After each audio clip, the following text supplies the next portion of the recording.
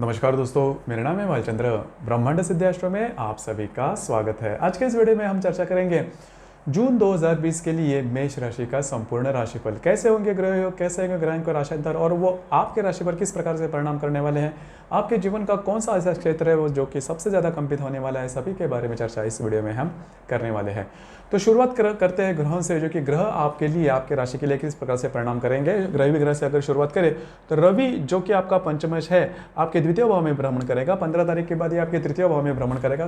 तो पैसे के मामले में कोई बड़ी दिक्कत आपको नहीं आएगी। जैसे कि आपने देखा भी होगा कि 15 तारीख के बाद पैसे के बारे में जो भी प्रॉब्लम कॉम्प्लिकेशंस थे वो धीरे धीरे नॉर्मल होते हुए नजर आ रहे हैं। तो यही जो सिलसिला है वो करीबन 15 तारीख तक चलेगा, जून के 15 तारीख तक चलेगा। और 15 तारीख के बाद का जो समय है उसमें थोड़ा बहुत बदलाव आ सकता है। अगर आप शेयर मार्केट से डील करते हो या फिर शेयर मार्केट में इन्वेस्ट करते हो तो आपको कुछ अच्छे आउटपुट्स वगैरह मिल सकते हैं। और जो भी आपकी इन्वेस्टमेंट रहेगी, आप लॉन्ग टर्म करते हो, शॉर्ट टर्म करते हो, तो वो इन्वेस्टमेंट करीबन 15 तारीख के पहले करना, क्योंकि 15 तारीख के बाद का जो समय है आपके लिए इतना नॉर्मल नहीं है। अगर आप विड्रॉ करना चाहते हो, कोई इन्वेस्टमेंट निकालना चाहते हो, तो भी 15 तारीख के पहले करना, जिसकी वजह से आपको उसके कुछ अच्छे आउटपुट्स वगैरह मिल सकते हैं। क्योंकि 15 तारीख के बाद का जो समय है आपके लिए पैसे के मामले में इतना नॉर्मल नहीं होगा। अगर आप किसी के प्रेम में हैं तो भी ये जो समय है आपके लिए काफ़ी अच्छा और शुभ फलदायी होगा।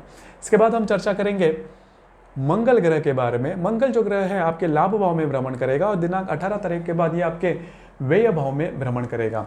तो दिनांक 18 तारीख तक का जो समय है उसमें आपके जो मित्र परिवार होंगे उनसे आपको काफ़ी अच्छी तरीके से मदद मिलेगी। और पैसों के मामले में भी या फिर प्रत्यक्ष लाभ जिसे हम बोलते हैं उसके बारे में भी कुछ अच्छी बातें हो सकती है। लेकिन 18 तारीख के बाद का जो समय है आपके लिए स्ट्रेसफुल साबित हो सकता है। तो 18 तारीख के बाद किसी भी प्रकार के बड़े निर्णय नहीं लेना। और वैसे भी देखा जाए ऐसी कई बातें होंगी जिसकी वजह से आपको स्ट्रेस वगैरह आ सकता है। तो सबसे इम्पोर्टेंट बात, कोई भी बड़े डिसीजन बिल्कुल भी नहीं लेना। अभी ये जो मंगल है वो मंगल चतुर्थ भाव से आपके द्वितीय भाव को देख रहा है, सप्तम दृष्टि से आपके पंचम भाव को देख रहा है और अष्टम दृष्टि से आपके षष्ठ भाव को देख रहा है। तो आपके जो खर्चे हैं उसके ऊपर नियंत्रण रखना ज़्यादा आवश्यक है, क्योंकि आपकी मेष राशि है तो खर्चे के बारे में आगे पीछे नहीं देखती। तो खर्चे के ऊपर ध्यान देना बहुत ही ज़्यादा आवश्यक है। इसके बाद हम चर्चा करेंगे बुध ग्रह के बारे में। बुध ग्रह आपके तृतीय भाव में भ्रमण करेगा और संपूर्ण महीना ये जो बुध ग्रह है वो वक्री रहेगा। तो ये आपके लिए थोड़ी सी अलग सी बात है, क्योंकि डॉक्यूमेंटेशन के बारे में अगर कोई बात है तो ध्यान देना बहुत ज़्यादा आवश्यक है। अगर डॉक्यूमेंटेशन के कोई भी बात है वो अगर आपको करनी पड़ती है तो अच्छी तरीके से उसका निरीक्षण करना, ऑब्जर्वेशन करना, उसके बाद ही उसके बारे में फैसला लेना। और दूसरी सबसे महत्वपूर्ण बात, सेहत के बारे में ध्यान देना काफ़ी ज़्यादा आवश्यक है। अगर आप किसी व्याधि से एलर्जिक है तो वो जो व्याधि है वो इस महीने में ज़्यादा करके सामने आ सकती है, खास करके स्किन की एलर्जी या फिर सिर दर्द, हेडेक वगैरह ऐसी जो बातें होती है। न्यूरोलॉजिकल अगर कोई डिसऑर्डर्स है तो उसके बारे में भी कॉम्प्लिकेशन वगैरह उभर कर सामने आ सकते हैं। तो ध्यान देना बहुत ही ज़्यादा आवश्यक है। इसके बाद हम चर्चा करेंगे गुरु ग्रह के बारे में। गुरु ग्रह आपके दशम भाव में भ्रमण कर रहा है। 30 तारीख के बाद वक्री होकर वह आपके भाग्य भाव में आ जाएगा। यह गुरु ग्रह पंचम भाव से आपके द्वितीय भाव को देख रहा है पंचम दृष्टि से, सप्तम दृष्टि से आपके चतुर्थ भाव को देख रहा है और नवम दृष्टि से आपके जो षष्ठ भाव है उसको देख रहा है।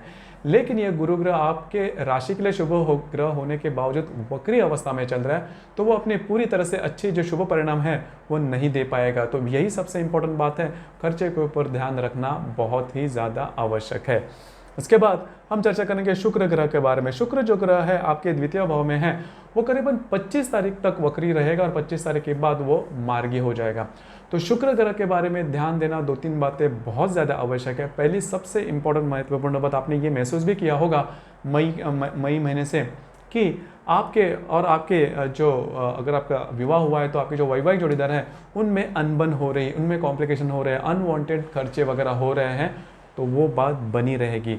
25 तारीख के बाद जैसे ही ये शुक्र मार्गी हो जाएगा तो करीबन 28-29 तारीख से ये जो रिलेशनशिप है वो धीरे धीरे नॉर्मल हो जाएगी। लेकिन मोटे तौर पर अगर देखा जाए तो इस महीने में भी आपको उसके बारे में ध्यान देना बहुत ही ज़्यादा आवश्यक है। 2-3 बातें जैसे मैंने कही कि आपके जो वैवाहिक जोड़ीदार हैं उनसे जो रिलेशनशिप है उसके बारे में ध्यान देना ज़्यादा आवश्यक है और आपके जो खर्चे हैं उसके बारे में भी ध्यान देना काफ़ी ज़्यादा आवश्यक है। इसके बाद हम चर्चा करेंगे शनि ग्रह के बारे में। शनि ग्रह जो है वह वक्री अवस्था में है आपके दशम भाव में, तृतीय दृष्टि से आपके व्यय भाव को देख रहा है, सप्तम दृष्टि से आपके चतुर्थ भाव को देख रहा है और दशम दृष्टि से आपके सप्तम भाव को देख रहा है। तो यहाँ पर भी यह जो शनि है जो कि वक्री अवस्था में आपके दशम भाव में चल रहा है, तो जहाँ पर आप काम करते हो, नौकरी करते हो, व्यवसाय करते हो, वहाँ पर की जो परिस्थितियाँ हैं वो नॉर्मल बिल्कुल भी नहीं रहेंगे। खास करके वहाँ पर के जो बुजुर्ग लोग हैं उनसे छोटी मोटी बातों को लेकर तकरार वगैरह हो सकती है, तो ध्यान रखना काफ़ी ज़्यादा आवश्यक है। जैसे कि ये मैंने कहा कि शनि जो ग्रह तृतीय भाव से आपके व्यय भाव को देख रहा है, मंगल भी आपके व्यय भाव में जा रहा है, तो स्ट्रेस आपको आ सकता है। करीबन 18 तारीख के बाद ये जो स्ट्रेस लेवल है वो काफ़ी ज़्यादा बढ़ सकता है। तो जो भी छोटी मोटी बातें हैं उसके ऊपर थोड़ा सा ध्यान देना, क्योंकि आपकी जो राशि है वो सोचती बहुत कम है, निर्णय जल्दी से ले लेती है, तो वहीं पर ध्यान रखना काफ़ी ज़्यादा आवश्यक है। राहु केतु के बारे में अगर देखा जाए तो राहु जो है वो रवि के युति में हो रहा है, जैसे कि ग्रहण ये जो महीना इसमें हो रहा है उसके बारे में हम चर्चा करेंगे आगे जाके, लेकिन राहु केतु के जो स्वतंत्र परिणाम है वो वैसे नहीं मिलने वाले। अब हम देखेंगे ग्रह योग। जी हाँ, ग्रह योग होते हैं वो बहुत ही महत्वपूर्ण होते हैं, और ग्रह योगों के जो परिणाम होते हैं वो भी विशिष्ट होते हैं और उन दिनों तक सीमित होते हैं, लेकिन उन दिनों में उसके परिणाम आपको मिलते हैं। तो ग्रह योग किस प्रकार के होंगे उसके बारे में भी चर्चा करेंगे। रवि और शुक्र की युति होने जा रही है आपके द्वितीय भाव में, और उसका जो परिणाम होगा वो करीबन 2 तारीख से लेकर 4 तारीख तक बना रहेगा। तो शुक्र जो कि वक्री है उसके साथ रवि की युति हो रही है, जो कि आपके लिए बहुत ही ज़्यादा महत्वपूर्ण है, लेकिन इसके 2 अलग अलग परिणाम मिल सकते हैं आपको।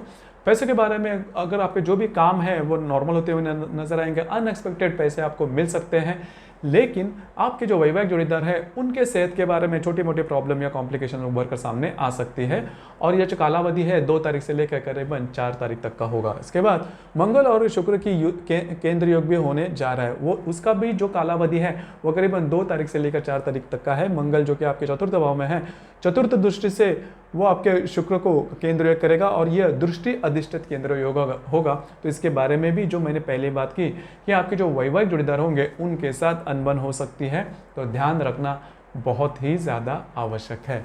उसके बाद हम चर्चा करेंगे हर्षल और बुध का लाभ योग होने जा रहा है। बुध जो कि आपके तृतीय भाव में, उसके साथ जो हर्षल आप ही के राशि में उसका लाभ योग होने जा रहा है, उसका जो कालावधि होगा करीबन 4 तारीख से लेकर 6 तारीख तक का होगा। अभी ये जो समय है उसमें आपको कुछ अच्छे नए आइडियाज़ वगैरह आ सकते हैं, लेकिन ध्यान देना आइडियाज़ अगर आएंगे भी तो भी इम्प्लीमेंट करते समय ध्यान रखना बहुत ज़्यादा आवश्यक है। जैसे मैंने कहा कि डॉक्यूमेंटेशन के बारे में कुछ कॉम्प्लिकेशन उभर कर सामने आ सकते हैं, तो उसके संदर्भ में कुछ आइडियाज़ वगैरह आ सकते हैं। कोई ऐसा व्यक्ति हो सकता है जो कि आपके लिए मदद करने के लिए आगे आ सकता है, तो थोड़ा सा सोच समझकर आगे बढ़िए। इसका जो कालावधि है 4 तारीख से लेकर 6 तारीख तक का होगा। इसके बाद हम चर्चा करेंगे नेपच्यून और रवि का केंद्र योग होने जा रहा है। नेपच्यून जो कि आपके लाभ भाव में है, उसके साथ रवि जो आपके द्वितीय भाव में होगा उसका केंद्र योग होने जा रहा है, और इसका जो कालावधि होगा वो करीबन 10 तारीख से लेकर 12 तारीख तक का होगा। अभी देखिए इस कालावधि में 2 बातें हो सकती है। अगर आप किसी के प्रेम में हैं तो प्रेमी व्यक्ति के साथ मिसअंडरस्टैंडिंग वगैरह जो हम बोलते हैं वो होने की संभावना काफ़ी ज़्यादा बढ़ती है। उसी प्रकार अगर आप शेयर मार्केट से डील करते हो तो भी ध्यान रखना आवश्यक है कि जो आप डील कर रहे हो वो सही होने वाली है भी या नहीं, तो ध्यान देना ज़्यादा आवश्यक है। इसके बाद नेपच्यून और मंगल का भी युति योग होने जा रहा है। मंगल और नेपच्यून इसका युति योग होने जा रहा है। उसका जो कालावधि है वो 12 तारीख से लेकर 14 तारीख तक का है, और यह जो कालावधि है या फिर यह जो योग है वो बहुत ज़्यादा इम्पॉर्टेंट होता है। इस कालावधि में अगर कोई भी किसी भी प्रकार के बड़े डिसीजन नहीं लेना, किसी को मदद करते समय भी बहुत ध्यान रखना, क्योंकि इस कालावधि में आपको आर्थिक संदर्भ में कॉम्प्लिकेशंस वगैरह आ सकते हैं, या फिर प्रत्यक्ष लाभ जिसे हम बोलते हैं उसके बारे में कुछ बड़ा झटका आपको मिल सकता है, तो ध्यान रखना आवश्यक है। पहली तो बात, आर्थिक संदर्भ में जो भी बातें हैं थोड़ा सा ध्यान दीजिए, और आपके जो सेहत है उसके बारे में भी कॉम्प्लिकेशंस वगैरह उभर कर सामने आ सकते हैं। तो ये जो कालावधि है कि करीबन 12 तारीख से लेकर 14 तारीख तक थोड़ा सा आप ध्यान दीजिए। इसके बाद यह जो योग है पर्टिकुलर अभी जो मैं बताने जा रहा हूँ, यह योग इस महीने का सबसे बड़ा महत्वपूर्ण योग है, जो कि ग्रहण का है। रवि राहु युति है, और इसका जो कालावधि होगा, इसके जो इन्फ्लुएंस होगा, इसका जो प्रभाव होगा वो करीबन 19 तारीख से लेकर 22 तारीख तक का है। तृतीय भाव में होने वाला है। रवि और राहु की जो युति है वो होने जा रही है। 3-4 परिणाम आपको मिल सकते हैं। पहले सबसे महत्वपूर्ण बात जो मैंने शुरुआत में कहा कि आप जो इन्वेस्टमेंट करते हो तो यह जो कालावधि है इसमें बिल्कुल भी बड़े चांस नहीं लेना। अगर लेते हो तो बुरी तरह से फंस सकते हो। दूसरी ज़्यादा महत्वपूर्ण बात, अगर आप किसी के रिलेशनशिप में हो तो भी प्रॉब्लम कॉम्प्लिकेशंस मोटे तौर पर आ सकते हैं, आपको प्रॉब्लम्स वगैरह आ सकते हैं, तो ध्यान रखना आवश्यक है। और मिसअंडरस्टैंडिंग मोटे तौर पर जैसे मैंने कहा कि होने के चांसेस बहुत ही ज़्यादा बनते हैं। देखिए ये जो कालावधि है, इसी कालावधि में अमावस जिसे हम बोलते हैं वो भी है। तो अमावस के समय, जैसे मैं हर एपिसोड में कहता हूँ कि अमावस के समय किसी भी बड़े प्रकार का निर्णय नहीं लेना, क्योंकि हमारा जो बीपी होता है वो थोड़ा हाई होता है उस दरमियान, मतलब पूर्णिमा और अमावस्या के दिन। तो यह जो ग्रहण है, उस ग्रहण में भी, चंद्र ग्रहण है, इसमें भी आपको ध्यान रखना बहुत ही ज़्यादा आवश्यक है। उसी प्रकार पूर्णिमा भी इस महीने की 5 तारीख को होने वाली है। तो 4, 5, 6 जो 3 दिन है, इसमें भी किसी प्रकार के बड़े निर्णय नहीं लेना, बड़े क्या किसी को प्रॉमिसेस नहीं करना, या फिर विटनेस वगैरह जिसे हम बोलते हैं वो भी नहीं रहना। तो दोस्तों ये था मेष राशि का जून 2020 का संपूर्ण राशिफल। आपको ये राशिफल कैसे लगा, आपने किस तरह से अनुभव किया, इसके बारे में नीचे कमेंट बॉक्स में ज़रूर कमेंट करना। और अपना जो चैनल है ब्रह्मांड सिद्धि एस्ट्रो, इसे लाइक, शेयर, सब्सक्राइब ज़रूर करना। धन्यवाद।